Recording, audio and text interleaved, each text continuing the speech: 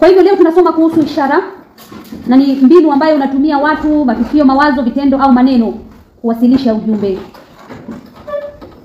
Kwa mfano ukurasa wa 10 aliwafananisha Waketwa wenzake na kundi la kondoo lisilokuwa na mchungaji. Yaani Mabwasha aliwaona wenzake wakiwa wanyonge, wasiokuwa na mtetezi. Tusome tuanze ukurasa wa 9 chini. Kelele zilizidi na kuingia kanisa. Mwishowe watu walikuwa hawaelewani tena.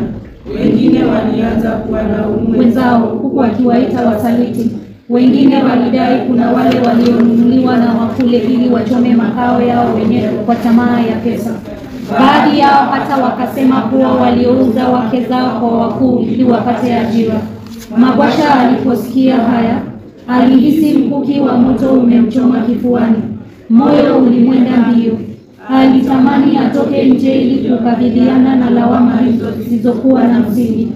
Aliwaona watu wale kama jeshi la majeruhi lililokuwa likiramba na kuroromoa majeraha tu bila kutafuta tiba.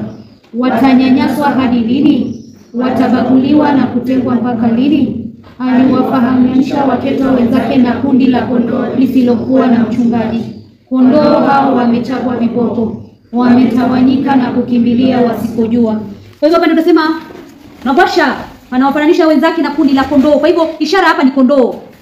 Yaani kondoo kwa kusema kuwa ni wanyonge, wasiokuwa na mtetezi. Pia tunaona Mrima ukurasa 37, tufungue hapo uone asali na mzinga. 37. Umetoka wapi?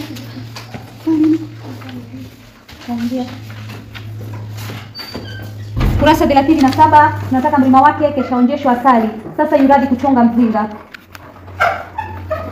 Hiyo haya.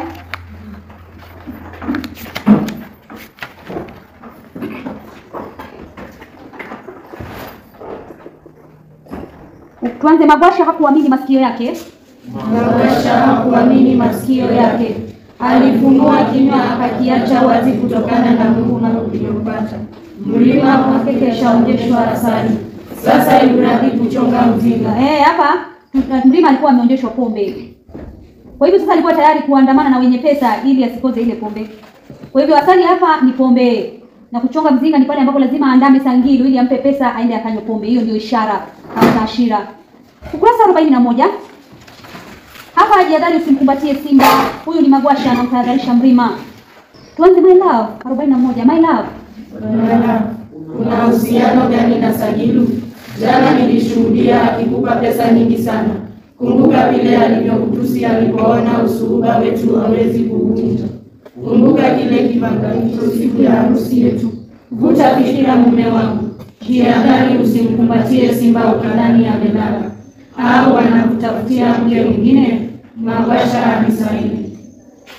Kwa hivyo hapa simba hapa ndio ishara. Kwa hivyo Mabwasha hapa anamwambia Mrima jihadhari na simba. Simba hapa ni Sangilu, inawakilisha Sangilu ambaye hapa Mabwasha anataka Mrima ajihadhari naye kwa sababu Sangilu alitaka kumwangamiza. Hiyo ni ishara. Pia ukurasa 44 kuna marubani wengi wa kijeshi waliangusha ndege nao manaodha. Kwa hivyo ishara hapa ni marubani na manaodha. Tuanze jeshi la nchi. Jeshi la nchi lilisheheni vijana kutoka katika jamii ya Wakule. Mtemi hakuwa na imani kwamba viongozi wa kijeshi watoke katika jamii nyingine yoyote. Yeye mwenyewe hakujiamini uongozini. Angewaamini vipi waajiriwa wa jamii nyingine? Marubani wengi wa kijeshi waliangusha ndege kila wakati kutokana na mafunzo duni ya urubani. Nao manahodha wa kijeshi baharini wakapasua vyombo kwenye miamba kwa sababu ya kutumikiwa kitaaluma. Shule za msingi, zile za upili hadi vyuo vikuu vikaanza kuajiri walimu wasiohitimu katika masomo yaliyofuzu. Wahitimu kutoka katika taasisi za elimu nchini wakakosa utaalamu mfaao katika ajira zao.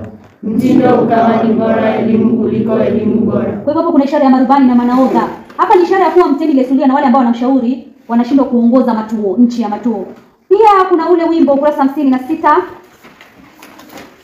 Mtemi sasa anakabiliwa na wimbo ambao hapendi maadhi yake. Hapa ishara ni wimbo 56. Ni pale mwishoni mwa hapo utaelewa hivi punde. Tuanze hapo. Utaelewa hivi punde. Sikiliza. Kesho tutapeleka habari za tisho la Waketwa kuvamiwa katika makazi yao kote nchini. Tutatumia vyombo vya habari ili taarifa zifike mbali na kwa haraka. Ninataka mipango ya barabara ile ivunjike kabla ya kuanza. Lonare alicheka na kuendelea. Viongozi hao wanakabiliwa na daro nyingi sana siku hizi. Hii ni kwa sababu hawana uhakika iwapo watu wanaomarata au wanafukuzwa uongozini. Mtemi sasa anakabiliwa na wimbo ambao hapendi mahali yake. Wimbo hapa ni ishara ya nini? Kuwa Mtemi Lesulia hakupenda zile juhudi za Lonare za kuwatetea nani? Waketwa. Hakupenda vile alikuwa anatetea Waketwa. Kwa hivyo hapo ishara ni wimbo. Pia kuna tunaambiwa kwa hivyo hayo ulioniambia yanadhibitisha kwamba jibu liko tayari kutumbuliwa. Jibu hapa ni ishara ya njama za Mtemi kuwaondoa Waketwa katika eneo la Matango zimejulikana. Kwa hivyo kuna jibu pale. Pia kuna ile ndoto ya Magwasha akifukuzwa na jinyama kubwa jeusi lililoota nywele ndefu hadi usoni. Ni ishara ya Sangilu ambaye hakuchoka kumwandama. Tusome ishara hiyo ya jinyama kubwa. Jinyama kubwa ni Sangilu ambaye hatoki kumwandama. Kwa 61 tusome.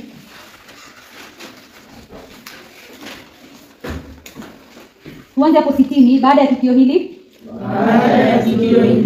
Magwasha alifululiza hadi kitandani mwake.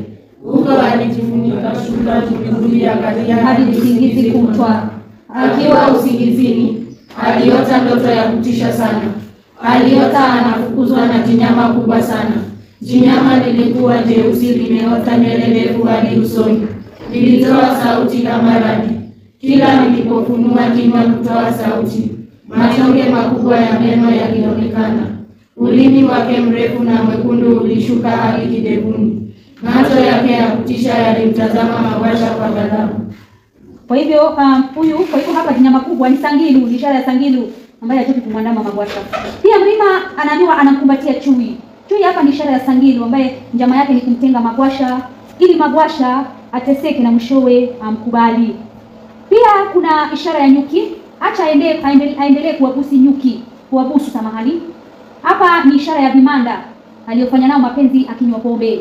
Mwisho wangemtema baada ya kumaliza fedha zake. Hapa nyuki ni hao wanawake ambao walikuwa wanafanya mapenzi nao akinywa pombe. Kutoka pale twende Kinaya. Kinaya unajua ni kinyume cha matarajio.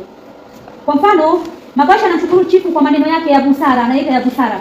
Ingawa chifu hakudhihirisha busara yoyote kwani alimkenjeli kwa kumchagua kuolewa na nani? Kumchagua kuolewa na Mrima.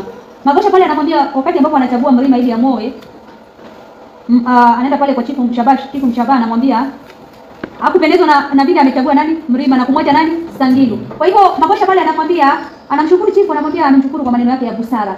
Neno busara pale ndio kinyume cha matarajio kwa sababu hakuna busara alisema pale, si ndio? Alikuwa anamkenjeli kwa sababu tayari alikuwa amechagua Mrima. Pia mwanamke aliyebeba kifurushi hatari kama zawadi kwa Mrima na Magwasha alikusudia kuwatunuku maangamizi. Ukurasa 25. Hapo Kinaya ni tumebeba zawadi. Si zawadi inapokuwa nzuri. Lakini anabeba zawadi ya nini? Ya bomu. Tusome hapo 25.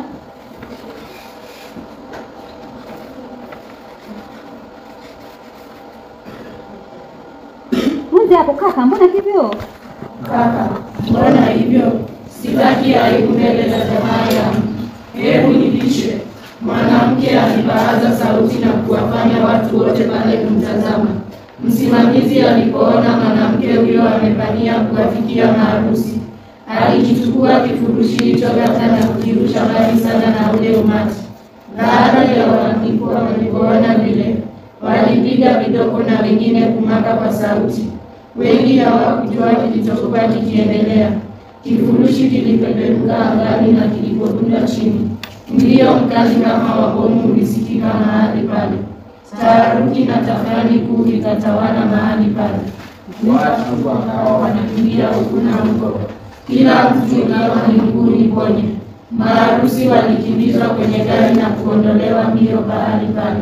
Moshi mkubwa ulifuka ukafanya wingu kubwa jeusi juu angani. Watu walikanyagana na wengine kujiangukia ovyo kwa hofu. Wengine waliobeba zawadi walijitupa ili wawe na urahisi wa kukimbia. Wenye mioyo hafifu walizirai kutokana na mfyatuko huo mkali. Watoto walitoa keni za woga huku wazazi nao wakikimbilia usalama wao. Vizuri.